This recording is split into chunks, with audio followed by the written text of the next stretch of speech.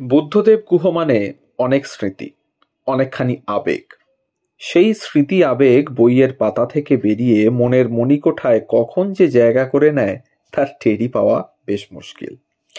1936 সালের 29শে জুন অধুনা বাংলাদেশের রংপুর জেলায় বুদ্ধদেব গুহের জন্ম হয়। তার প্রাথমিক শিক্ষা রংপুর জেলা স্কুলে সম্পন্ন হওয়ার পর যথাক্রমে তিনি রংপুরের কারমাইকেল কলেজ ও কলকাতার সেন্ট জেভিয়ার্স কলেজে তার পরবর্তী শিক্ষা গ্রহণ করেন। পড়াশোনার সাথে সাথে বুদ্ধদেব গুহ দক্ষিণ কলকাতার খ্যাতনামা গানের স্কুল দক্ষিণীতে ভর্তি হন। তার আগে থেকেই তিনি গানের চর্চা করতেন। রবীন্দ্রসঙ্গীতের পাশাপাশি পুরাতনী গান ও টপ্পাতেও তার দক্ষতা ছিল লক্ষণীয়।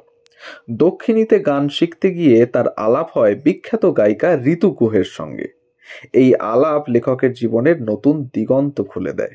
1962 সালে তারা বিবাহ বন্ধনে আবদ্ধ হন। শিক্ষা জীবন শেষ করে তিনি চার্টার্ড অ্যাকাউন্টেন্সি নিয়ে পড়াশোনা করে তার বাবার ব্রিটিশ আমলের ফার্ম এস.এন. গুহ অ্যান্ড কোম্পানিতে চার্টার্ড অ্যাকাউন্টেন্ট হিসেবে যোগদান করেন এবং পেশাগত দিক থেকে অত্যন্ত সফল হয়ে নিজেদের ফার্মকে অনেক উন্নত করে তুলতে সক্ষম হন তিনি। বুদ্ধদেব গুহর অরণ্য প্রবেশ মূলত তার বাবার হাত ধরে। 10 বছর বয়স থেকে তিনি শিকার শুরু করেন। তিনি সারা পৃথিবী ঘুরে বেরিয়েছেন কাজের সূত্রে এবং অরণ্যের প্রেমে পড়ে। ইংল্যান্ড, ইউরোপের প্রায় সবকটি দেশ, আমেরিকা, কানাডা, হাওয়াই, জাপান, থাইল্যান্ড, পূর্ব আফ্রিকা সহ অজস্র দেশে তিনি ঘুরেছেন। তার এই বিস্তীর্ণ ভ্রমণের নানাবিধ বর্ণনা ছড়িয়ে রয়েছে তার বিভিন্ন গল্প উপন্যাসে। বুদ্ধদেব গুহের প্রথম গল্প সংকলন জঙ্গলমহল প্রকাশ পায় 60-এর দশকের গোড়ার দিকে। বাংলা সাহিত্যের অরণ্যের পটভূমিকায় তার যত গল্প উপন্যাস সৃষ্টি হয়েছে তা আর কোনো লেখকের লেখায় দেখা যায় না। ভারতবর্ষ তথা বিদেশের অরণ্য প্রকৃতি লেখকের লেখার পটভূমি হিসেবে যেমন বারবার এসেছে, তেমনি কখনো কখনো অরণ্য নিজেই তার উপন্যাসের চরিত্র হয়ে উঠেছে। সাধারণভাবে লেখকের ব্যক্তিজীবন বারবার ঘুরে ফিরে এসেছে তার রচনায়।